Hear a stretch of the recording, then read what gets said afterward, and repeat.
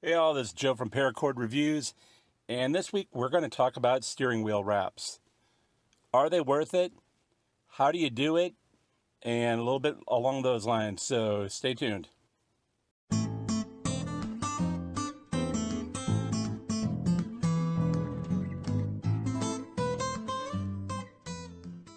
So as I said, while I was waiting for my computer to get fixed, I wound up wrapping my steering wheel, and so you guys can kind of get a good look at it. This is cord from Paracord Planet, and it took me about, I'm going to say, because I had the lower section here, this, and this. I did it as 3 separate sections, or 4 separate sections. I could have run them together, but I decided not to. Once I got going, it went a lot smoother. I did the lower piece first. That alone took me about an hour. This took me about 45 minutes. This piece right here took me about an hour and 15, and this took me about another 45 minutes. So let's just say it took about 4 hours, all said and done. But I've now had it on for over a month, or just over a month, and I have to say I really like it. The temperature difference, so today it hit 90 degrees. This piece is relatively hot. On a Dodge Ram, these are smooth, but they can get, it's darker. It gets hot, especially if you don't have a sunshade, which I don't. So it can get really hot. The temperature in here, I was going to do a temperature reading, but all I have is a regular mouth thermometer, and it kept picking up the ambient temperature. And with the door closed, it was over 103. So when I would rest it against the side, it was picking up the ambient temperature. So I can't tell you the temperature difference, but I can tell you the temperature between this and this is pretty drastic. So with this being Florida, even though this is black with the blue, it really holds the temperature, or it really helps dissipate the temperature. So when I get out here, even if I blast the AC, this is hot, this is all hot. So this is a relatively cooler. I'll also say even if it's warm, it cools down a lot quicker. So when I'm driving, and if I go like this piece will not cool down as quick as these. So that's nice. The other piece I really like about this, the other reason I really like this is, for me, I really like the ridges here. So if I'm driving, it kind of gives me something to fit my hand over. Same with here. If I have to do something, it gives you just like an extra handhold, because on my steering wheel, at least, it has semi finger gaps or finger formations, but they're not great. So this just gives me something extra. And I'll say, if I'm kind of palming it or making a turn, I find that if my hands are sweaty, if they're wet, it does a better job. It just gives me better grip. Is there a downside? Honestly, I haven't found one. I think the only thing I would say is, if you don't make this tight, and that was one of the problems and reasons why the first parts took me longer, is it will slide. And even as you get towards the middle, even if it's tight, it has a little bit of play, as you can see. It's not bad, but it's one of the reasons why, as I was doing this, I would actually I would not only pull it, but I would use pliers to get it just as tight as I possibly could before going on to the next loop. And I'll show you guys how I did this. But overall, I think it's a nice look. I really like how it came out, and it just feels good. It gives a nice grip. It gives you grip handles everywhere. And it's a fairly cheap, for 10 bucks and some time, it gives you a pretty easy way to customize your vehicle. So, and you can make it unique. You don't have to, you don't have to go and buy something that's readily done or prefab. You're making it yourself. So let me get in the garage and I'll show you guys a couple of the different methods I've run across that you can do to wrap your steering wheel. Okay, so I'm going to show you guys how to make the 3 types of steering wheel wraps that I have used. Now note, this may not be the only types, but these are the types that I have run across and tried and played with. So the first is going to be a very simple one. This is just a basic slip knot, or you're going to start with a basic slip knot. All of these will actually start with a basic slip knot. So what you're going to do, I'm starting in the middle here, is you're going to this is a simple wrap. And all you're doing is you're just taking with the slip knot, you're running your first one through so that it can hold into place. So you'll just run all of your line through.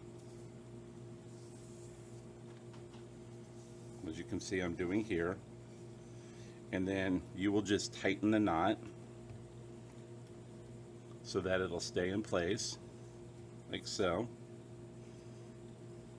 You'll want to hide that, and then pretty much from there, it's just wrapping it. It's just a basic wrap. The biggest pain with this one is you either have to bundle and kind of go around, or you have to undo your whole thing, and it can take some time. So if you bundle it, like I was just talking about, that's all great, but depending on your steering wheel, you may not have room. The other problem with this is it might slide. So now granted, this is very smooth. Depending upon your steering wheel, it could slide. So you're going to want to make sure that first knot is tight. The other thing I would suggest is, versus going with the flow on that first one, go against. That way it keeps tension. So you can see here, if you go against, it's keeping some of the tension on here. And then you can just hide it. This is probably the easiest, because all you're doing is wrapping. It will use the least amount of cord. So if you have a big steering wheel, you may want to do this, or if you have a color that you really like and you're limited, this may be the best bet for you. And you see, it's just a simple wrap. Now, you may be asking, okay, well, I do this all the way around. How do I end it? Great question. So let me go ahead. I've seen it done in a couple of different ways. One is a simple, you come through and you just do something like this, where you'll tighten it off, snip it right here, and then melt it. That will work. You would probably want to do this on the underneath portion, so you'd need to aim it for that. You might want to do that, or you could even, if you decided you wanted to kind of give it a little bit of a knot, you could wrap it, go through as such, and give it a little knot, then snip it, melt it, and go from there. You might want to keep this at a corner or at a place where it will not be easily seen. But that is one option that you can do. The other option I've seen done is, and I'm going to use this purple here as an example, is you go all the way around, and then So let's just say this is the other end. You're coming through, you're coming through, you're coming through, and you get to the end. You go to the very beginning. You'll have to free this up or loosen this up a little bit. And then you almost have to come through, loosen this up. You might want to use a fid or something along those lines. But you come through, and then you tie it up. You retighten, and then you tie it up. Problem with this is you're undoing work. So I don't like this methodology at all. I've seen some people do it, and theirs gets a little loose. So in my opinion, take it for what it's worth. Your best bet is to use the cord, tie it off at the end like I was showing you originally, and go from there. So this is the simplest, and this is one I think a lot of people use, and it is a good methodology. Let me show you the one I did. The advantage of the one I did is that you don't have to undo the entire batch. You can kind of feed it as you go. So once again, you start with this. You're going to start with a simple slip knot. The difference is, and I'll put a link to the instructions I used in case mine are not clear enough. So what you're going to do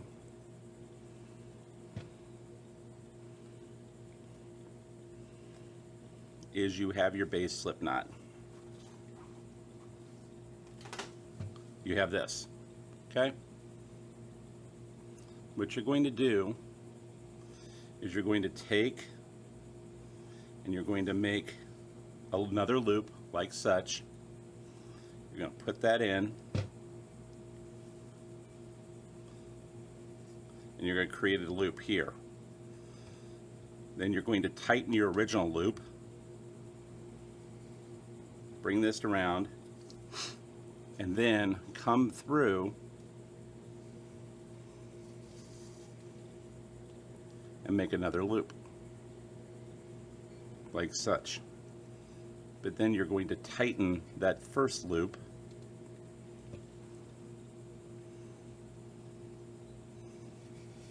and pull through. Now what I would suggest, and this is why I use pliers, is I want to get really tight. So pull through like such, get that hole as small as you can, and then you're going to come back through, pull through again, pull that other knot tight,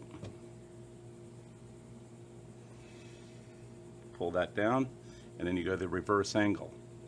And you're going to go back and forth like that. Now, because I have a little bit of doomsday prepper survivalist in me, the reason I like this method is if I'm ever driving and I need paracord, watch this.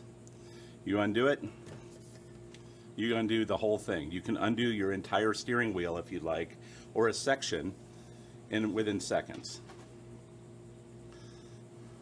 So if you wanted to, now when it comes to finishing it off and ending it, all you have to do is come in. Say you're at the end of a section and you're not going to, and you're going to just do this in sections.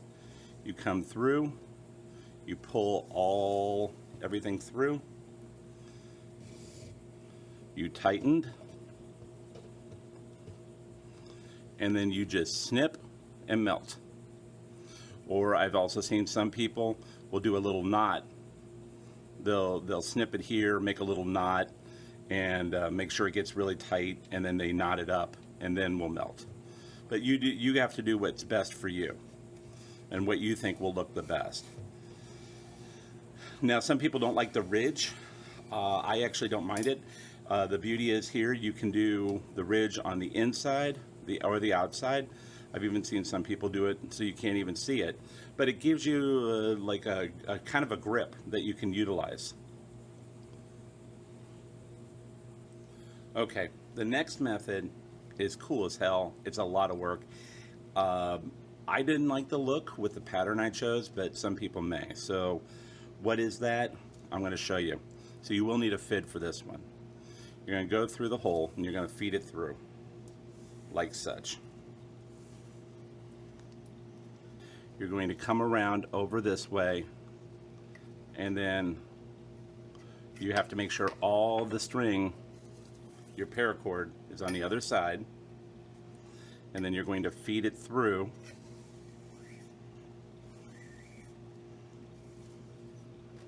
like so. And then you're going to have to feed your paracord all the way around again.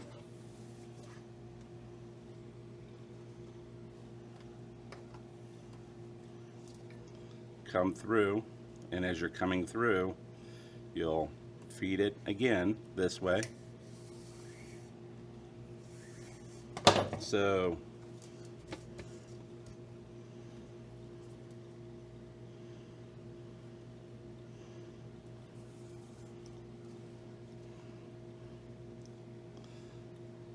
then you're going to come back around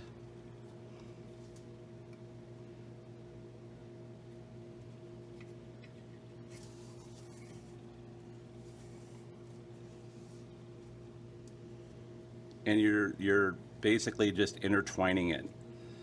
It's similar to what I did before, but it's a much more complex method. It takes a lot more time. The ridge is not nearly as big, because as you can see here, there is a ridge, but it's a much more subtle ridge. So coming back around, and then I'm going to come through again, and basically you just do this back and forth, back and forth.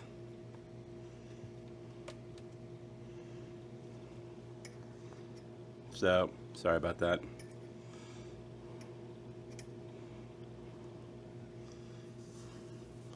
You know, I kind of liked this, and I started on it, but then I realized, one, it was a lot more work, and two, it didn't look good to me. But I've seen other vehicles with it, and you know what? To each their own. So those are the three methodologies. Experiment. Different things are going to work with different steering wheels. A smooth steering wheel, you may just want to do a basic wrap. One that's textured or more rubbery, you may want to do what I did, or something like this. I find that having a ridge is nice because it kind of gives you, so when you're gripping, it gives you something that you're actually kind of holding on to right here. So try out what you like. I would suggest getting some decent paracord. I would get something from Atwood. I use Paracord Planet, board paracord. You could do, I don't think you need survivalist paracord. So if you just wanted to go like with werewolves or ultimate survival technology, there is no shame in doing that. But I would pick up 100 feet. When I did my steering wheel for my Dodge Ram, I used, I believe it was 56 inches shy of a full 100 feet. So just shy of 5 feet. So I just used just over 95 feet. So that's it for this week. Stay cool, everybody. It's hot out there. At least it is here in Florida. And until next time, keep paracording.